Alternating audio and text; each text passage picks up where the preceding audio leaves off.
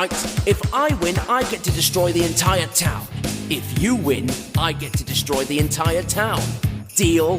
Yeah! Perfect.